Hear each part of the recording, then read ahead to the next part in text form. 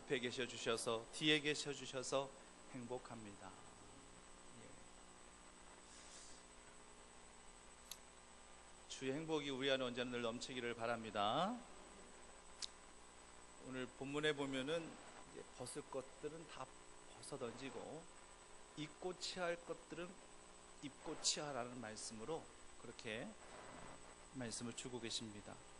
먼저 이제 벗을 것들, 던져버릴 것들, 22절 말씀에 언급되어 있는데요. 본문 22절 말씀에서 유혹의 욕심이라는 말이 언급되어 있죠. 유혹의 욕심이다. 이 말을 한번 서로 떨어뜨려 한번 생각해 보려 한번 해보십시오. 유혹, 욕심. 이렇게 떨어뜨려 보아도 별로 구분이 안 돼요. 그러니까 세트로 함께 가는 거예요. 그러므로 유혹과 욕심은 함께 가는 겁니다. 이번에 전남 강진에서 여고생이 야산에서 옷이 벗겨진 채 시신으로 발견된 사건 다 잘 알고 계시죠? 예. 이 여고생을 성폭행하고 죽인 유력한 용의자도 스스로 목숨을 끊었어요. 그래서 공범이 있지 않겠는가?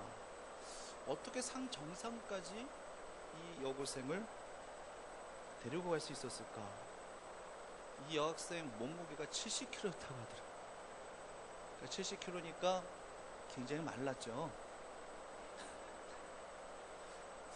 근데 어떻게 한 사람이 과연 억지로라도 이 여고생을 데리고 갈 수 있었을까라는 그런 추측을 해보면서 뭐 이런저런 조사들을 다각적으로 하고 있다고 들었습니다. 자, 이 사건만 보더라도요, 유혹 그리고 욕심, 이 마지막 종착역이 무엇인가를 정확하게 보여주고 있죠. 먼저 이 살인 용의자였었던 이 아빠 친구 보십시오. 아빠 친구. 이 사람은 이미 이 고등학생 아이를 어떻게 해보려고 아르바이트를 해서 용돈 좀 벌게 해주겠다 유혹한 거죠. 이미 이 아빠의 친구라는 이 사람은요, 이 아이를 어떻게 육체적으로 어떻게 해보려고 의도적으로 접근한 거예요. 유혹이라는 것이 다 그런 거 아니겠습니까? 사탄이 하와에게 왜 접근했는데? 유혹하려고 접근한 거예요. 유혹하려고요. 하나님과 아담 그리고 이 하와의 관계를 끊어버리기 위해서 그렇게 접근한 거예요. 근데 어떤 식으로요? 이 선악과를 먹으면 너희가 눈이 밝아질 것이고 그러면서 너희가 하나님과 같이 될 수 있다. 얼마나 그럴듯한지. 내가 하나님과 같이 될 수 있다고? 이 달콤한 유혹에 아담과 하와가 그냥 넘어가 버렸습니다. 이 죽은 여고생이 과연 이 아빠 친구 이런 제안을 어떻게 받아들였는지 사실 미궁이에요. 사실 잘 알지는 못하겠어요. 근데 죽기 며칠 전에 친한 친구에게 메시지를 보냈다고 하죠. 자신에게 뭔가 내게 무슨 일이 생길 것 같은 뭔가 낌새가 있었던 거예요. 본인도 뭔가 지금 느낌을 가진 겁니다. 그래서 무슨 일이 생길 때 신고해달라 이런 메신저를 보냈다는 거예요. 친구에게. 그러면은 이 죽은 이 아이도 뭔가 위험을 감지하고 있었다는 이야기입니다. 분명히. 아무리 아빠 친구이고 전혀 모르는 사람도 아니라 아빠 친구이기 때문에 어느 정도 안면이 있고, 그렇다고 이 아저씨가 아르바이트를 시켜주겠다고 자신을 불러낸다고 그렇게 따라갈 수 있었겠는가? 그러니까 본인도 뭔가 느낌이 있는 거죠. 그렇기 때문에 자신이 어떻게 될지도 모른다라는 그런 어떤 위험신호를 본인도 감지했기 때문에 그땐 경찰에 신고하라는 메시지를 미리 보낸 거예요. 아마 이 아저씨가 나를 그때 겁탈할 수도 있다라는 그런 생각을 전혀 안 한 채 이 아저씨를 만난 건 절대 아니었을 것입니다. 뭔가 며칠 전에 이런 메시지를 보냈다라고 하는 것은 이 아저씨가 분명히 나를 강제적으로도 나를 욕보이기 위해서 뭔가 할 거라는 그건 나름대로의 뭔가 생각을 갖고 있었던 거예요. 그럼에도 불구하고 이 아저씨를 만난 이유는 무엇이었겠는가? 정확하게는 저희가 알 수 없겠습니다만 돈에 대한 욕심 때문에 아니었겠어요? 돈 아니었으면은 이 아빠 친구라는 분을 못하러 만났었겠어요? 지금 그 아이는 위험 소지를 알면서도 돈 때문에 어떻게 아르바이트에 대해서 뭔가 용돈이라도 벌어보기 싶은 그 욕심 때문에 그 아저씨 만나려고 했었던 거 아니었겠어요? 뭔가 그 아저씨랑 뭐 어떻게 즐겨보려고 만났겠 했습니까? 그건 아니었을 거 아닙니까? 결국 돈을 벌고 싶은 그런 욕심 때문에 결국 그렇게 된 거예요. 그렇기 때문에 한 사람은 유혹함으로, 한 사람은 욕심 때문에 그들 인생이 그렇게 험하게 죽음으로 끝나고 말았던 거예요. 그게 이번에 강진에서 일어났었던 이 사건이에요. 아담과 하와도 욕심 때문에 선악과 따먹은 거 아니었겠습니까? 눈이 밝아져 하인과 같이 될 수 있을 거라는 그 욕심, 그 욕심이 결국 육신의 죽음을 불러오게 되었던 것을 우리는 잘 알고 있어요. 성도님들, 그러니까요, 결국 유혹이라는 거, 욕심이라는 거, 이거 둘은 따로 떼어놓고 생각할 수 없는 것들입니다. 그리고 이 둘의 마지막은 결국 파멸이며 죽음이에요. 야고보서에서도 분명하게 말씀하고 있지 않습니까? 욕심이 잉태하여 죄를 낳고 죄가 장성한 즉 사망을 낳느니라. 이렇게 유혹이라는 것과 욕심이라는 것이 이렇게 짝을 이렇게 맞추어 이것을 경계하고 이것을 던져버려야 될 것을 사도 바울은 지금 말씀하고 있는데, 여기에 한 가지를 덧붙이고 있어요. 그 한 가지를 덧붙이고 있는데 그게 무엇인가? 오늘 본문의 22절 말씀 보니까 구습이란 단어가 또 새롭게 눈에 보여집니다. 구습이라는 단어, 구습을 썩어져가는 것으로 표현하고 있죠. 그러니까 구습은 말 그대로 오래된 습관을 구습이라, 썩어질 구습이다 라고 이렇게 부르게 되는 것입니다. 습관도 좋은 습관이 있겠지만 여기서는 절대 좋은 습관을 말하고 있진 않죠. 잘못된 습관, 버려야 될 습관, 썩어질 습관, 유혹과 욕심에 같이 붙여놓고 설명하고 있는 이 잘못된 이 습관을 오늘 사도 바울은 이야기하고 있는 거예요. 그렇기 때문에 유혹, 욕심, 이 구습, 요 세 가지는요 아주 트리오예요. 세 가지가 거의 함께 가게 되어져 있어요. 이 세 가지의 수리가 진정 자염을 받기 위해서는 우리가 이 모든 것들을 떨쳐버리고자 하는 그러한 우리의 인간적인 노력도 굉장히 필요하다는 얘기입니다. 도박 같은 거 보세요. 도박. 쉽게 내가 돈을 벌 수 있다라는 그런 유혹에 욕심이 생겨요. 그래서 도박판에 뛰어드는 거 아니겠습니까? 그래서 그렇게 해서 돈을 따게 돼서 돈맛을 봤어요. 돈맛을 봤으면은 이제 돈 땄으니까 이제 됐어, 그렇게 해서 끊게 될까요? 저나 여러분들 도박 안 해봐서 잘 모르겠지만은요, 대부분은요 돈맛을 딱 보게 되면은요 그 돈맛 때문에 거기 또 갑니다. 돈 욕심이라는 것은 끝이 없거든요. 내가 돈맛을 봤기 때문에 또 다음에 또 가서 내가 돈 따야지, 이 생각에 또 거기를 가게 돼 있다라는 얘기예요. 만약 돈을 잃었다면은 본전 생각이 나요. 당연히 본전 생각이 나기 때문에 어떤 방법으로든 돈을 마련해 가지고 또 그 도박판에 가게 되어져 있어요. 왜? 본전 생각이 나서 그렇다는 얘기. 이렇게 되면은 이게 뭐가 되느냐? 구습이 되는 겁니다. 습관이 되는 것입니다.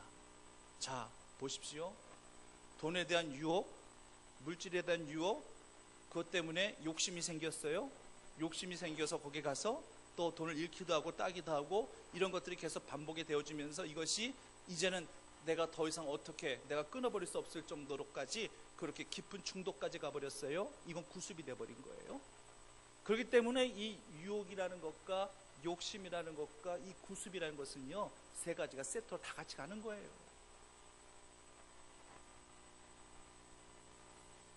정성 카지노에 가면 삐까뻔쩍한 외제차들이 질비하게 서 있다지 않습니까? 차를 타고 올 때는요 그 차는 내 소유였어요.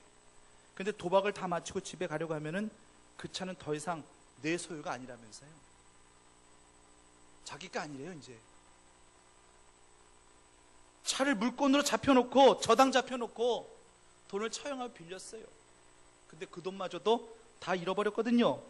그러므로 이제 그 차 절대 내 것도 아니고 내가 임대로 갖고 갈 수도 없는 거예요. 그런 차들이 삐까뻔쩍한 외제차, 아주 좋은 차들이 그 정성 카지노 주차장에 쫙 전시돼 있대요. 요즘 텔레비전 나오는 가수 연예인들을 보면은요, 이 마약이나 이 히로뽕 자주 복용한다고 하죠. 그래서 예전 가수들 보면 대마초 같은 거 피다가 걸려서 감옥살이 한 그런 가수들, 탤런트들도 많습니다. 여러분, 가왕하면 조용필이잖아요, 그렇죠? 조용필도 한때 대마초 피우다가 그거 걸려가지고 구속돼가지고 깜빵살이 한 적도 있었어요. 이름만 들어도 꽤 유명한 가수나 탤런트도 대마초 많이 걸렸었어요. 저는 예전에 참 꽤 충격적이었던 것이 뭐냐면은, 참 TV로 보면서 저 탤런트는 참 어떻게 저렇게 단아하냐, 어떻게 저걸 고울 수가 있지, 야 저런 여성 사귀면 참 좋겠다, 그렇게 생각했었던 탤런트가 있었어요. 황수정이라고. 모르시죠? TV로 저만 봐서 잘 모르시는 것 같은데, 모르셔도 어쩔 수 없어요. 아주 늘 항상 드라마에 보면 항상 단한 이미지로 항상 나오는 탤런트가 있습니다. 공전의 데이트를 쳤던 허준이라는 드라마에서 정강열 씨가 주인공이었고, 그 상대 역이 예진아 씨라고, 그분이, 그 사람이 바로 황수정이었어요. 참 보면서, 야 저렇게 저렇게 어떻게 저렇게 여성적일 수도 있고, 야 저럴 수가 있을까. 그래서 참 마음 한켠에 참 좋다, 이런 생각하고 있었었는데, 정말 외모로 봐서는, 정말 이미지상으로 봐서는 전혀 그런 거 쳐다보지도 않을 사람처럼 보였는데 마약을 하다가 걸렸어요. 그때 그 보도를 제가 딱 접하고 참 제가 굉장히 충격 아닌 충격을 먹었어요. 아마 마약을 복용한 모든 사람 누군가에게 고면을 받았을 거예요. 마치 사탄이 하와를 유혹하고 미혹하듯 누군가에게 달콤한 유혹을 받게 되었을 거예요. 이 약 먹으면은 야 신세계다, 이 약 먹으면은 정신이 멍멍해지고 와 기분 되게 좋아진다, 한번 먹어볼래? 한번 피워볼래? 이런 식으로 그렇게 누군가에게 유혹을 받게 되었을 거예요. 그래서 처음에는 아이 싫어, 나 싫어 하다가 계속 옆에서 그냥 사탄이 하와 유혹하도 계속 그렇게 하니까, 그래? 알았어, 한번 먹어볼까? 이런 생각이 드는 거죠. 그러다 보니까 이제 한각 상태에서 기분이 몽롱해지는 그런 어떤 쾌감 같은 것들을 느끼게 되니까 이거 끊지를 못하게 되는 거예요. 이게 중독이 돼버리는 거예요. 마약에는 쉽게 끊을 수 없는 묘한 성분이 들어있는지 한 번 빠져들게 되면 쉽게 헤어나오지 못하더란 얘기입니다. 한각 상태는요, 판단력과 분별력이 상실됩니다. 이 전인권이라는 가수가 있어요. 지금은 나이가 드셨지만, 제가 고등학교 때만 해도 들국화라는 리드 보컬, 그때 당시만 해도 꽤 유명한 그런 이 그룹이었고 엄청난 인기를 끌었던 락밴드의 보컬 가수가 전인권이에요.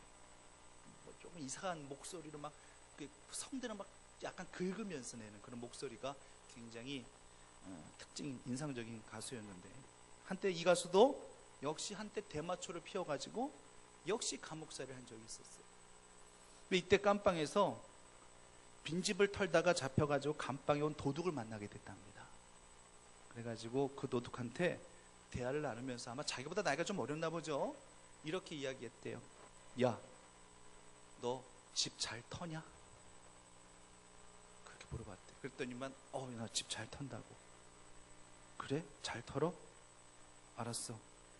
그러면 내가 너한테 우리 집 주소 가르쳐 줄 테니까 너 나중에 우리 집 한번 털어봐.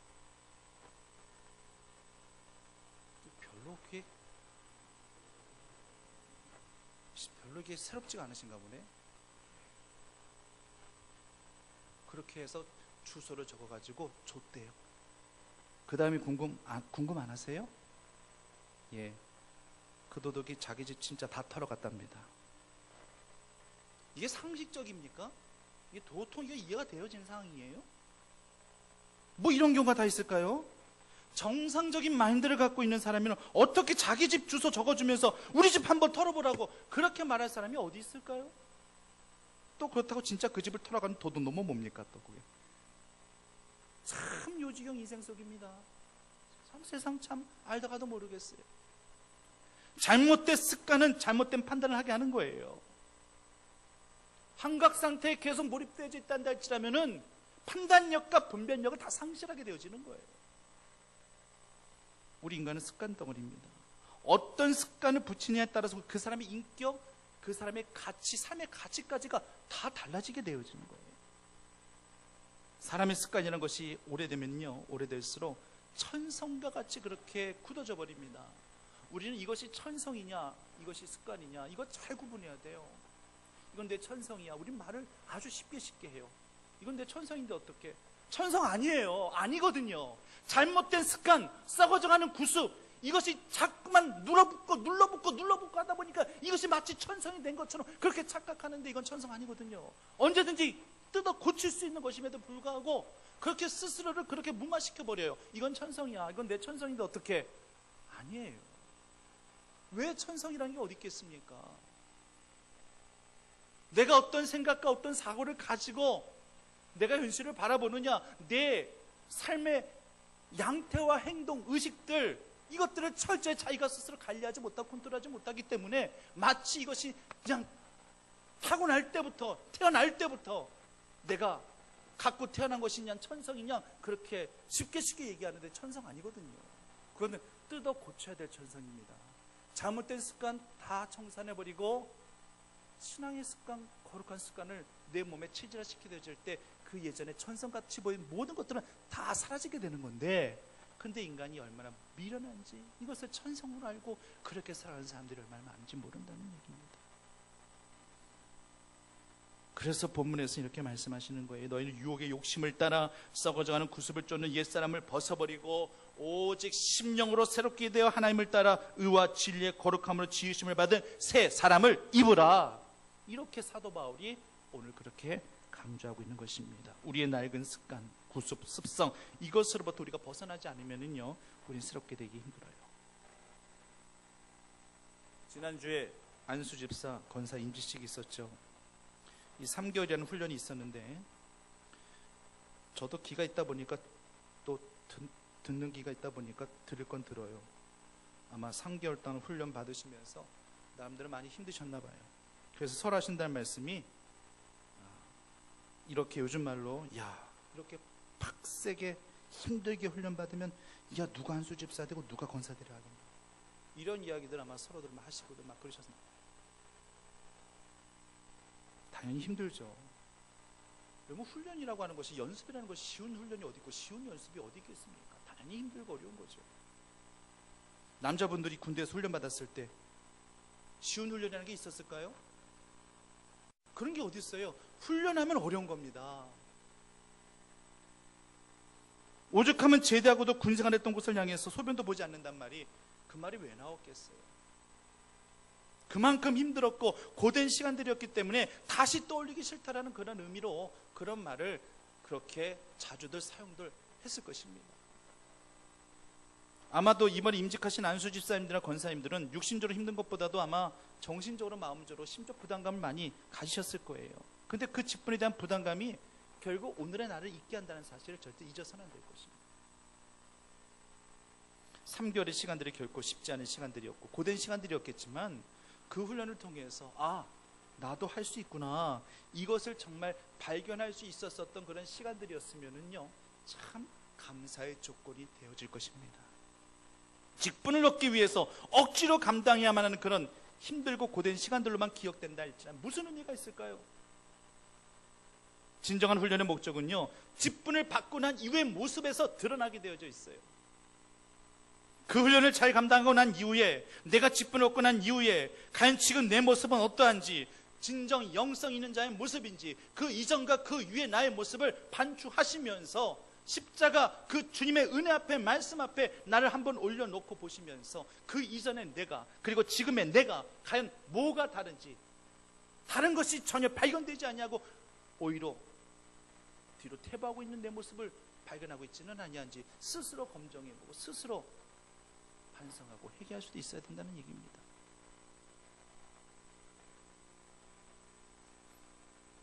바울이 말하고 있는 것처럼 정말 훈련을 통해서 거룩한 습관을 체질화시켜서 새 사람이 되었는지, 새롭게 심령이 변화되어져서 새 은혜가 부음받아져서 내가 진정 새 사람이 되어서 정말 하나님 앞에 서 있는지를 스스로 하나님 앞에 질문해 보셔야 될 것입니다. 성도님들, 헌옷을 벗고 새 옷을 입기만 하면 새 사람이 되는 건가요? 더럽혀진 옷 벗고 새 옷으로 갈아입기만 하면 내가 새 사람 되는 것일까요?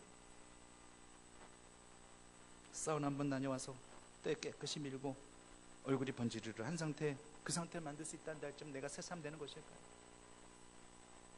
육신은 그래요. 충분히 그렇게 느낄 수 있습니다. 또 그런 기분도 느낄 수 있어요.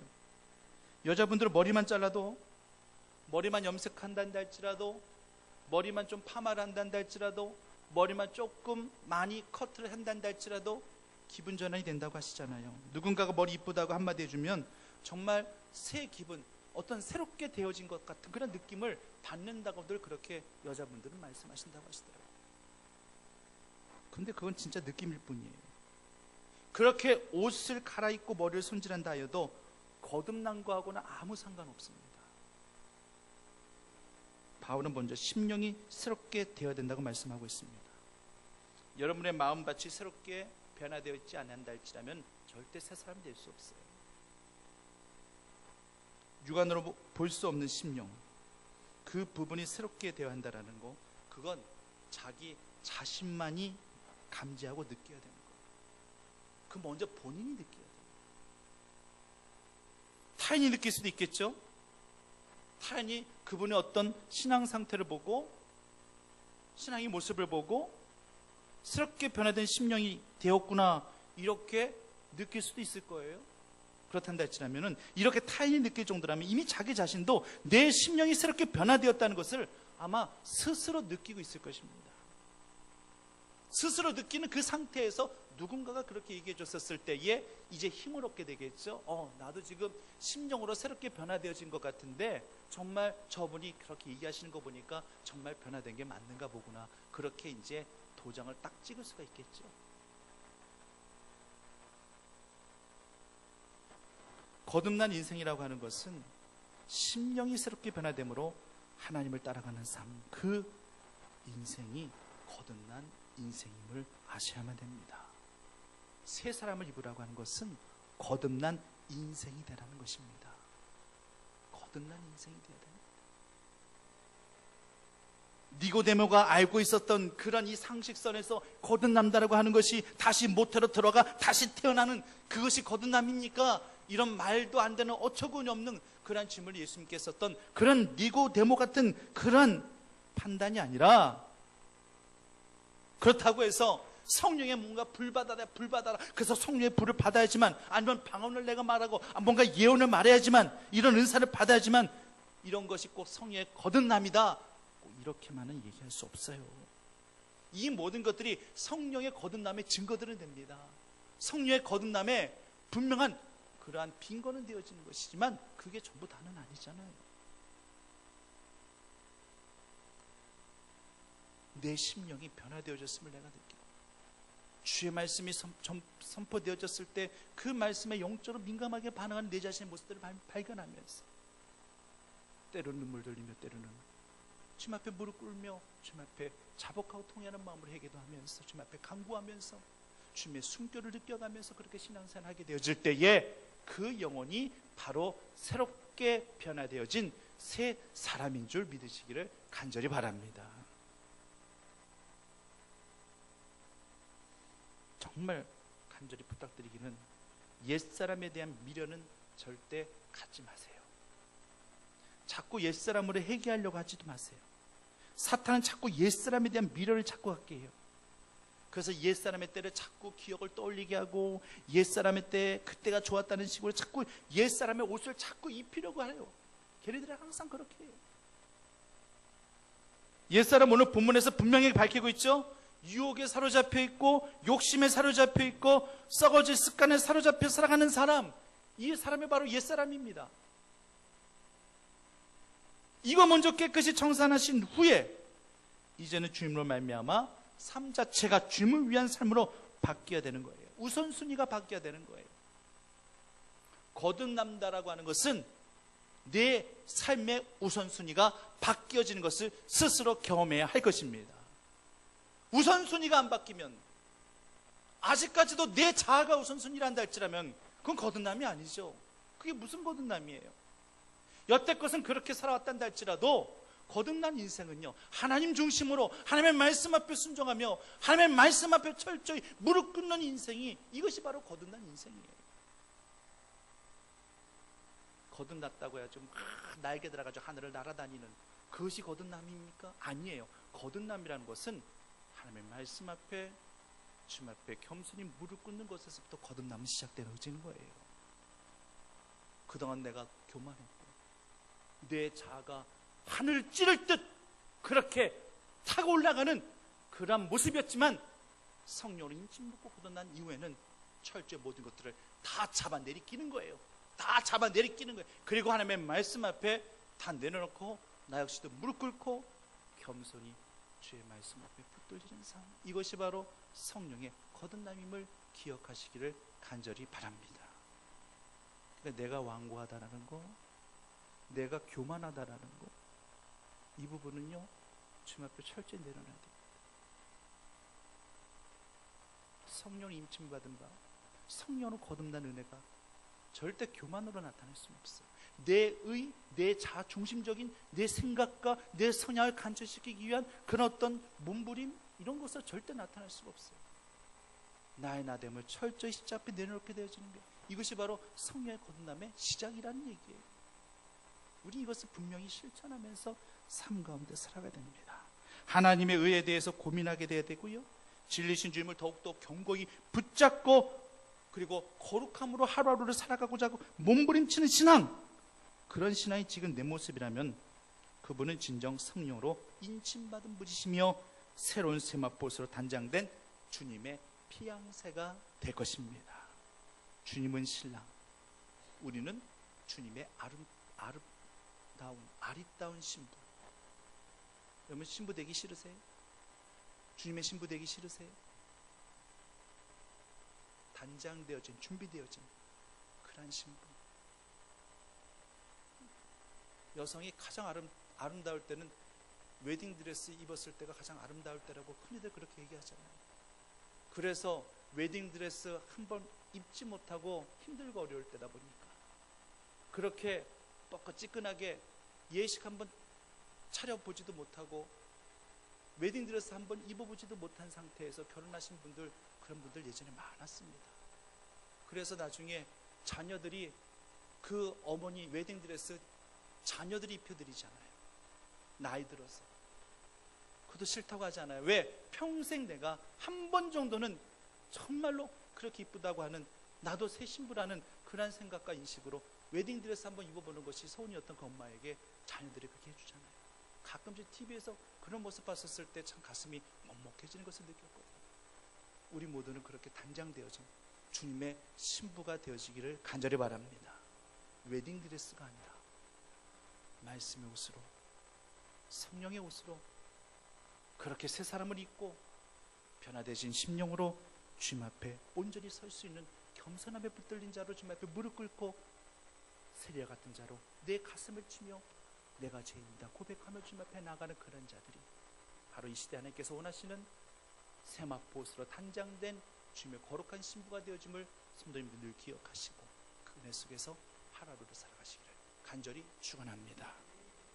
살아계신 아버지 하나님, 벗어버려야 될 것들이 무엇이고 우리가 갈아입어야 될 것들이 무엇인지 하나님 지금 말씀 속에서 우리에게 언급하여 주셨습니다. 옛사람 벗어버리라 말씀하셨고 새 사람을 입으라고 말씀하셨습니다. 하나님, 우리 안에 옛사람과 새 사람이 함께 공존하지 않게 인도하여 주시옵소서. 옛사람이면 옛사람이고 새 사람이면 새 사람입니다. 결코 이 두 안에 공존치 않게 하여 주시옵소서. 그러기 위해서는 새 사람이 되기를 원합니다. 옛사람은 시조차 말라 비틀어져 버릴 수 있도록 다 내어 던질 수 있게 하셔서 유혹의 욕심, 썩어져가는 구습, 이 모든 것 다 십자 앞에 다시 한번 내려놓고 새롭게 변화된 모습으로 의와 진리의 거룩함으로 새롭게 변화받는 새 사람의 이 모습을 가지고 주님 더욱더 섬겨가기에 부족함없는 주의 종들 다 되어질 수 있도록 인도하여 주시옵소서. 하나님께서 그 같은 은혜를 우리에게 부어주셔서 늘 주님의 단장된 세마포를 입은 하나님의 거룩한 신부들의 모습으로 늘 겸비되어지는 저희 모두가 되어질 수 있도록 인도하여 주시옵소서. 예수님의 이름으로 기도드립니다.